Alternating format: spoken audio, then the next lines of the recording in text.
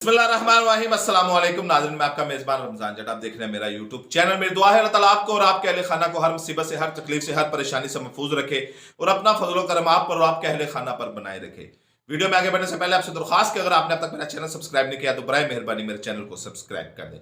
कराची और हैदराबाद में बल्दियाती इलेक्शन हो रहे हैं, लेकिन मेन प्लेयर जो समझा जा रहा था एमक्यूएम, और एमक्यूएम जो था कराची का गढ़ था। कराची वही शहर है जिसमें एमक्यूएम 24 घंटे के नोटिस पर लाखों लोग सड़कों पर ले आती थी और पूरे कराची को बंद कर देती थी।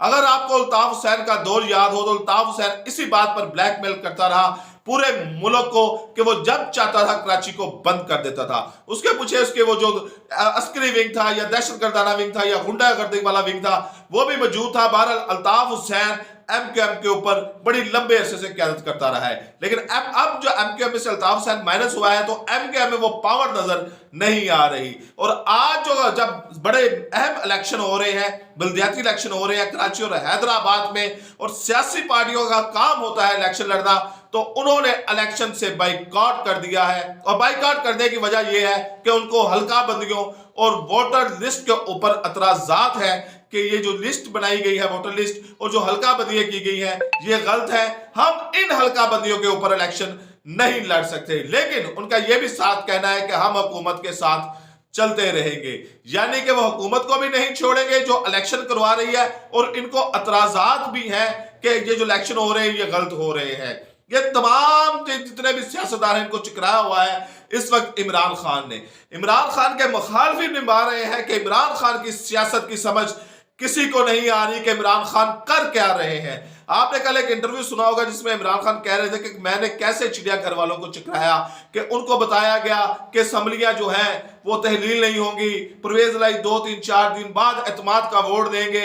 इमरान खान ने अपने तमाम एमपीएस को लाइन अप किया हुआ था, छुपा के रखा हुआ था। जो राणा सनाउल्लाह कह रहे थे कि 14 लोग हमारे पास हैं, जिसमें 6-7 तो कन्फर्म थे कि वो उनके साथ हैं, यह ऐसा नून लीग का मानना था। लेकिन इमरान खान ने ऐन वक्त के ऊपर ऐसा तरफ का पता खेला कि तमाम पीडीएम, तमाम अदारे, तमाम एस्टेब्लिशमेंट चकरा के रह गई कि ये इमरान खान ने हमारे साथ किया क्या है।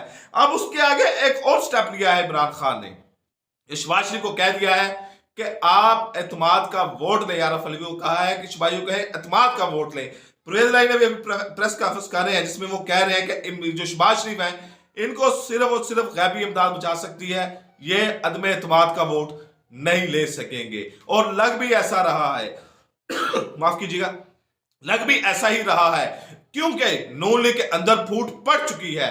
वो इस वजह से पड़ चुकी है कि मियां नवाज शरीफ ने वापस आने से इनकार कर दिया है, मरियम नवाज वहां पर जाके बैठ गई है, और नून लीग के एमएनएस, एमपीएस और वर्कर्स को माफ कीजिएगा, वर्कर्स को अपनी जो सियासी मुस्तकबिल है वो बड़ा जो है अंधेरे में नजर आ रहा है, क्योंकि वो समझ रहे हैं कि नून लीग अब सियासत में वापस नहीं आ सकेगी। उसकी वजह यह है कि मेन लीडरशिप मुल्क से बाहर चली गई है एंड उस वक्त कि जब मुल्क में सियासत का एक भूचाल आया हुआ है। इमरान खान अपनी चाल पे चाल खेली जा रहा है, तरफ के पत्ते खेली जा रहा है, और जो बाकी सियासी पार्टियां हैं उनको लताड़ के रख दिया है। अब खैबर पख्तूनख्वा असेंबली भी तहलील हो जाएगी, शहबाज शरीफ अदम एतमाद में फारग हो जाएंगे, और इमरान खान की जो सियासत है उसको कोई इनकाउंटर करने वाला मौजूद नहीं।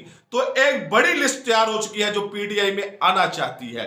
इमरान खान ने इसी बुनियाद के ऊपर ही माफ कीजिएगा, गला जरा खराब है, आपको बार बार जहमत हो रही है, मैं माफी चाहता हूं। इसी बुनियाद के ऊपर ही आरिफ अलवी ने कहा है इसको शहबाज शरीफ को कि आप एतमाद का वोट दें, क्योंकि इमरान खान के पास एमएनएस की सीवी पहुंचना धड़ाधड़ शुरू हो गई है। वो नून लीग के हों, वो पीपल्स पार्टी के हों, और हर सियासतदान जो इस वक्त है वो ये समझ रहा है कि हमारा मुस्तकबिल जो है वो अगर हम इमरान खान की पार्टी में चले जाते हैं तो हमारा सियासी मुस्तकबिल बच जाएगा।